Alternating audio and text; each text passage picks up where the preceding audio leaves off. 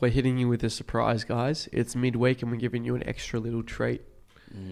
This is episode 82.5, mate. It's called the Weekly Whip. The Weekly Whip, also answering a few of your questions. So mailbag, we love a bit of engagement from the listeners. So if you guys do have questions in the future and you want to be featured or you want it to be anonymous, let us know if it's anonymous. But fire through your questions on Instagram, DM, reply to a Snapchat. If it's a long story, chuck it through to our email, admin@9to5fitness.com.au. But Louis, we want to start this segment called the Weekly Whip, which is where we go through a bit of the news and we provide our opinion on it that nobody wants. It just shows how professional we are getting as a company and as a podcast. So join in. Yeah, I've got my head in the sand though. I don't even listen to any mainstream media because it's all a matrix. And I don't want to be brainwashed, mate. So you're going to have to fill me in on what's happening. The Queen died. Oh, yeah? Fuck, I'm flat about that. Yeah, no. I think a lot of people have been quite disrespectful about it as well. And I don't think you should ever be disrespectful when someone dies. It's low. It's depends who maybe if it's like Hitler or something. It's probably reason for that. Piss on his grave, to be honest. Yeah, but someone like the Queen, I know people have their arguments about it, but I feel like everyone should be respectful no matter if you're a big royal family buff or you're a hater or whatever. See, I actually really like the idea of tradition and stuff, and I think there's something a little bit fun and exciting and almost magical about having the royal family. I totally understand that it would suck paying taxes and some of that going to the Queen. I suppose we kind of are, but that would really annoy me. But I watched The Crown, which I would suggest a lot of people should watch on Netflix, and that gave me a whole newfound love for the Queen. Okay. So when I heard she died, I think 96, she's had a good innings. Is it better than Better Call Saul, The Crown? No. Yeah, no way. You can't beat that.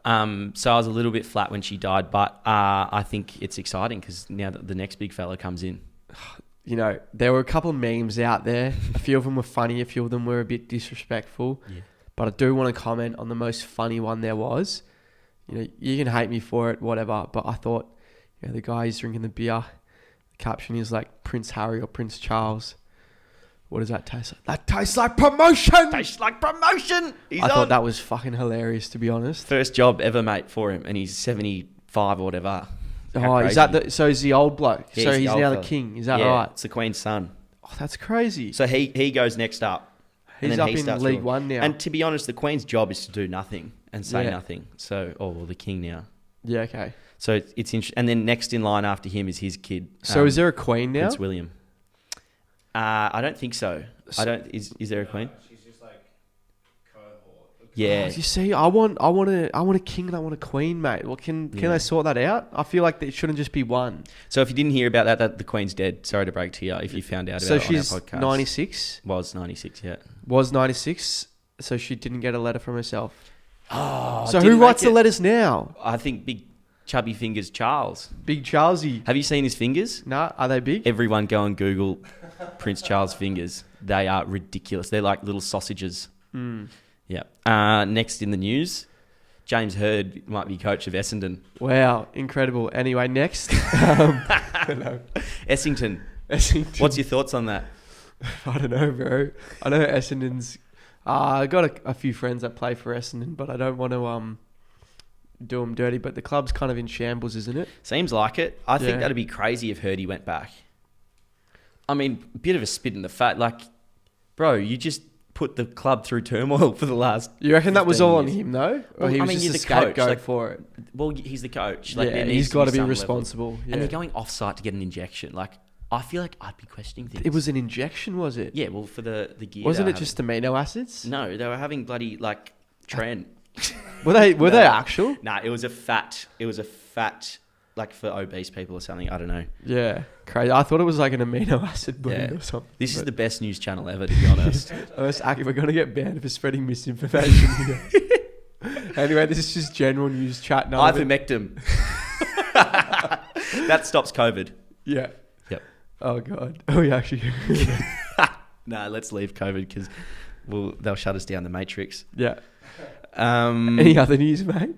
I just think that'd be crazy if Hirdy got coach. But I listened to a podcast with James Hird in it the other day, and he sounds like a pretty cool guy. Yeah. And he's just he's done his time. So you know what? As a biggest spin in this podcast, I'm kind of for Hurdy getting the job. I think he's just such a valuable presence in the AFL, and his skills need to be utilised. Otherwise, we're not achieving maximum productivity in the league. Exactly You right. know, what do you think about that, guys? Yeah, we're not a bloody charity here. We need to win. And It's like Hurdy's the gonna make bloke's us made win. mistakes. He's done his time on the sidelines. He understands. Get him back in, mate. He said sorry. Apparently, he was put into a He said sorry, he didn't mean it. yeah. Get him back in. He was put into like a psych ward. He Yeah. was saying in this podcast, like he clearly took it to heart. Yeah, no shit. So yeah. More news. What else is happening in the world? Do we want to go into mailbag questions now? I'm trying to think if there is anything like inflation rates, unemployment rates. I think the unemployment rate in Australia has just gone up a tick. So hopefully you still have a job if you're listening. Hopefully, are we going into a recession? Ooh, facts, bro, facts. Well, I don't know. Next 2 years, bro, I reckon I'm gonna buy a house. Really? Me and Prime Train were thinking 50-50, get a big joint, do it Yeah. up, subdivide, bang, your new favourite property developers. Get on the hammer and nails. Get on the hammer. No, we're not touching. We're two, Mate, if two you pretty build it, boys. I won't go absolutely. into the Yeah. building. We're paying out the arse for someone to do it, mate. Yeah, literally. There's Ne- got to Oh, yeah, no, I'm just... Yeah, no, it's not news anyway. Yeah. Okay. Mailbag questions. Yeah, so first one. Link asks on my Snapchat 54 minutes ago, Nick update. Oh, So if you don't know, Nick is nicotine. Nicotine is also one of the most addictive drugs in the world. It is the most addictive drug in the world. you're addicted, mate. I 100% was. And I've gone quiet on the content since then because I'm hooked again. So no, I'm kidding. I'm kidding. I know You for those do. of you praying on my downfall, that is what you want to hear. But no, I am a Sigma male and I don't answer to anyone. Not alone, let alone nicotine. Yeah, you don't like it anymore. You haven't done it for 23 days. Oh, or don't get me something. wrong. Like festivals in the summer, you're having a few, cans of cordial with the lads, and there's an old death stick being thrown around. I might indulge in a puff or two. Surely you'll even buy one for a festival. No way, bro. Really? Oh, maybe. Don't listen to me. Yeah. My words don't mean anything. But We went out the other night we did. and I was encouraging you to have a drag I've been 1 month off it, to mate. test you. Yeah, I've been 1 month off it. And you- So first week was extremely hard. Since then, it's kind of been easy. You did really well, mate. I was really proud. Yeah, so I don't know, all these people and stuff while we were out were offering it to me as well, and I thought, what am I gonna get? I'm just gonna be pressured by all these people around me to breathe in some vapor, and they're just gonna laugh at me, maybe film me, whatever, and I'm just like, this doesn't sound very nice, to be honest. Yeah. It's a genuine thing you have to consider now. Yeah, I'd probably, if I was to break the cycle, I'd probably just rather sit down and do a little bit of it in privacy with my friends. Dude, I was at Electric a couple of Thursdays ago because I'm a degenerate, and I think I was talking to someone, they had a vape, and I said, can I have a drag? And they said, no, you're not allowed to because you've been off the vapes. Yeah. I said, no, I'm not Gab, and I like to prove that I'm not Gab. Yeah. There you go. Clearly wasn't a fan. Yeah. So it's kind of ruining it for me, mate. I've dug myself a hole here. You've dug both But of us a luckily, hole. I'm not too fussed about it on a night out. Yeah. So that's the update there for anyone People that is... have really bought into you and the Nick thing. Yeah. Yeah. It's good. And I'm glad that I'm not actually so sucked in by it. Honestly, at this point, we don't like talking about drugs, but I honestly think smoking marijuana in where it's legal or in a medicinal way in the proper settings, and not addicted is more beneficial than having a toke of that. Yeah, for sure. If I was to smoke anything, I'd go to Cali and smoke there and de-stress and reduce inflammation and chill with Joe Rogan do or you something. reckon it reduces inflammation? I don't know. I've heard stoners try to justify why they smoke They it. all get on there. Yeah, They yeah, wake yeah. up and start But typing. I'm honestly at that stage now where it's it's not worth it. It's probably more beneficial to do that. Yeah, I agree. I don't know. Weed does not work with my brain. Yeah, it depends who you are. For me, I've only had positive experiences with it in America. Just very creative and all that. I literally turned psychotic on it. Yeah, it's not for you. Not then. out of control, but I just I can't. That was think. when you were in Cali. In Amsterdam. Yeah, in on my Amsterdam. gap year. There you go. I've got a question here. Yep. How- Ask away, mate. How do you stay consistent with running, Roy? Rory asked that. Okay, how do you, mate? Mate, you've just got to do it, to be honest. Just stop complaining.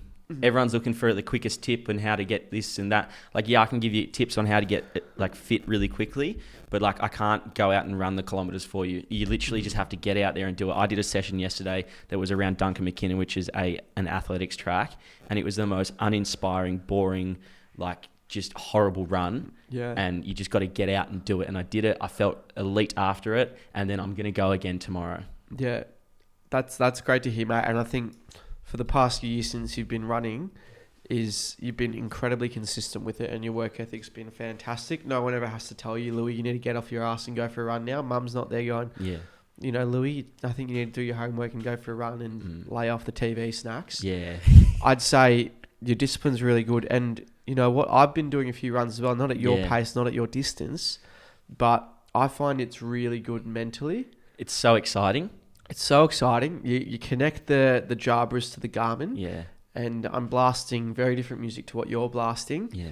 But I'm enjoying it so much, and I'm jogging along, and it's so much fun. It's so much fun. And you know what? We're putting in the hard yards now when the weather's not that great. Like we went for a run the other day. It's cloudy. I'm pretty sure there was a bit of rain. We got it done because we're going to get fit for summer. Yeah. And then we're going to, like, come summer, we'll be running 4 minute, sub 4 minute 3:45 pace. minute 4K, lad. That's what we're aiming for. And we're going to do it. it. Yeah, we're going to do it. Yeah. And it's exciting. So how do you stay consistent with, dude, just literally do it. Like when you need to run, just run. Here's how to stay consistent, mate. Yep. Put the work in now. So come summertime, you're running shirtless, full-blown defined six-pack with some Oakley Sutros on, some running shorts, Alpha Flies, NTF socks on, NTF tank top that you got tucked in the back because you're nice and tanned and juicy and your shirt's off. And you're running along at 3:45 minute pace for whatever distance. There's chicks everywhere, bro. You have no idea. And they're looking at you because you put the work in early. You hustled. That's what I vision. Yeah, me too. That's exciting. So that's how to do it. Do you have another question? Yeah. So make sure you guys send in questions if you have questions. Liam_Sotos asks, you going to BTV, Gab? Thoughts on lineup? Seems mid compared to last BTV. Bro, festivals in Australia are just a bit of an L, to be honest, and not talking shit to anyone. It's genuinely such a battle for these festivals, and I do feel for them because all the cool international acts just want millions of dollars to get flown over here. They want their private jet. They want 17 bottles of Henny for them and their entourage. They want everything, and these festivals are trying to scrounge up whatever pennies they can. These artists would have probably the biggest egos for them to get flown over, and then they pull out last minute, and the festivals are left there pulling their hair out going, what do we do now? Whereas if it's a European or American festival, the artists are a lot closer and it's a lot more affordable to get these huge lineups. And it's very, very possible that the amount that these festivals are making is not increasing as much as what the artists need to be paid. Mate, it's a great point. And I feel like with that point, there needs to be some level of understanding in Australia with festivals. Like, it's so easy to hate on them. You know, this person, what a shit festival. What a shit lineup. But yeah, exactly. But like, Bro, it's either that or we don't have festivals. And to be honest, I'd rather like be there chilling out with my mates. Yeah. Like, yeah, exactly. Like having a good time. Doesn't matter if it's someone I've seen 55. Obviously, I'd love Hilltop Hoods, get them on again. Yeah, and replacing Kanye West, we have Hilltop Hoods. That's a good deal, 1 for 1. Yeah, exactly, bro. I'll be there for it. In fact, at this festival, Listen Out, I've just seen that Polo G, who I had tickets to go see his show. I saw him in Miami anyway, but I had tickets to go see his sideshow. But he was playing at a festival, and he just posted on his Instagram, "Nah, not coming anymore, lol." And the festival's probably there like, "Fuck, what do we do?" Holy shit! It's just like, "Fuck you guys." Yeah, no. And they replaced him with Jid, which is like a huge upgrade. Okay, that's good. JRD, do you know who he is? No. Do some bloody research, get your head out of the sand, mate.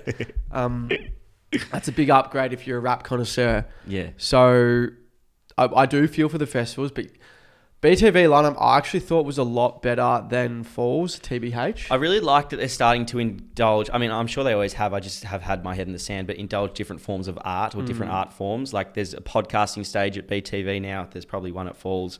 They often have like art things and stuff. Yeah. You know, it's good. Like it's Look, I never go see it. But yeah, I don't go see it. I wouldn't go near it. But it's a festival. Like it's fun to, you know, get there and give the painters something to paint for. Yeah, good point, mate. Anyway, I saw BTV had Yeet on the lineup, and I want to go to that, bro. I want to see some Yeet. I'm Who's gonna go, the- bro. He goes, I get money. Mm. Oh, I'll play some. No, I won't because we'll get demonetized. But anyway, that's the situation with the festivals in Australia. I hope you guys like this episode. Oh no, I got a question for you. Yeah. If you could pick any song to walk into that plays every time you walk into a room for the rest of your life, what would it be? Playboy Cardi Stop Breathing Narcissist Tour intro. Okay. You need YouTube Premium to listen to it. Yep. I'd be Philadelphia Freedom by Elton John. Because I feel like it sets the tone as I walk in. You know what you're getting? Like light and bubbly, bit of fun. Oh, God. So, yeah. Yep. Anyway, that's all I got. That's my mailbag. Good job, buddy. Guys, thanks so much for listening. We'll be back next week with a 0.5 episode as well. Awesome. Love you. Bye.